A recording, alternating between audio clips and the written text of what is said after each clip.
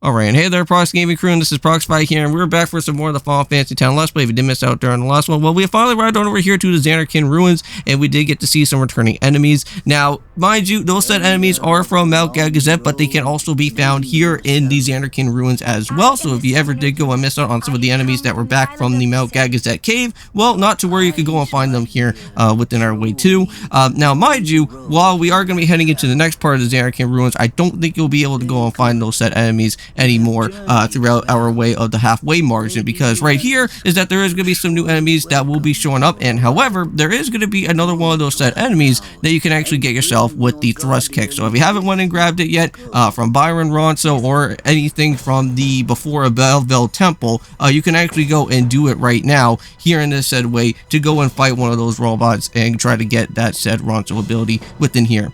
Now, there is going to be some treasure that we can actually go and find. We'll be showing that off here in that said episode. And this type of weird area that we are in right now within this other said part of the Zanarkand Ruins, there's going to be a lot of those said pyrofly ghost spirit people that are going to be walking around within this said way. And we will be seeing a lot of that happening here within our way as well too. And mind you, there will be one said type of pyrofly or one of those spirits that are going to be walking around within this said way, where we are going to have to see a very young Seymour in some sort of weird type of state that's happening within our time. Now we will be heading off into that actual said Zanarkand Temple, and I will show you guys how exactly the Cloister of Trials are going to be happening from there.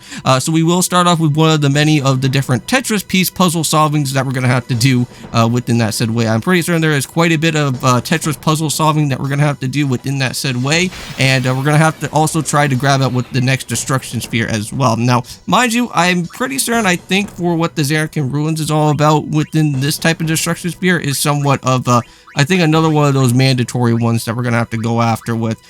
So we want to make sure that we at least get Enema for our time for the next other Aeon that we do want to go and pick up with. Now, within these two episodes for today, not only are we just going to be doing out here with the course of Final Fantasy X, but we're also going to be doing some things with Paper Mario and the 1000-Year Door. Currently, we are just going to be going and trying to jump on into with Chapter 7 pretty much soon.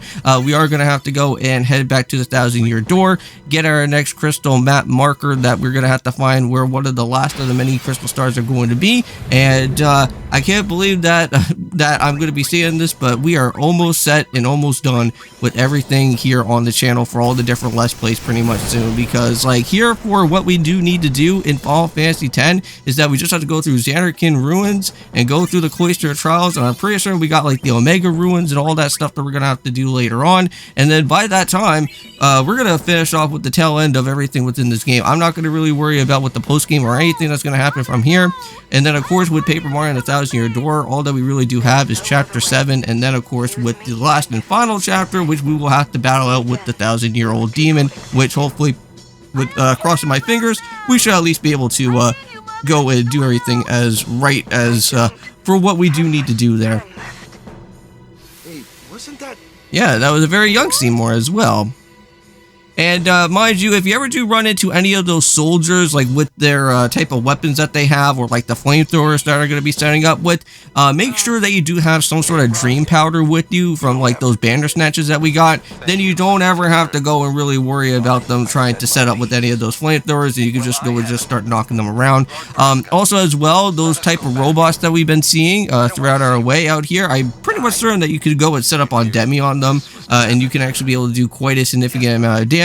But I'm pretty much certain that if you keep on using Demi over time, it will slowly start losing the amount of the bigger attacks that you're going to have to go and do. So you're going to probably have to try and set up for some sort of electric type of attack or something, because I'm pretty sure I think electric type damage actually does pretty significant as much for what you can go and do with some of those robots there.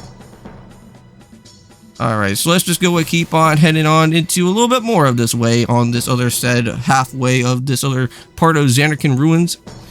There is going to be a lot of those said type of spheres that are going to be around within these said treasure chests, so we will be able to find a luck sphere as well. And I think not only that, we can also go and find a friend sphere too, so you can go and find some of those.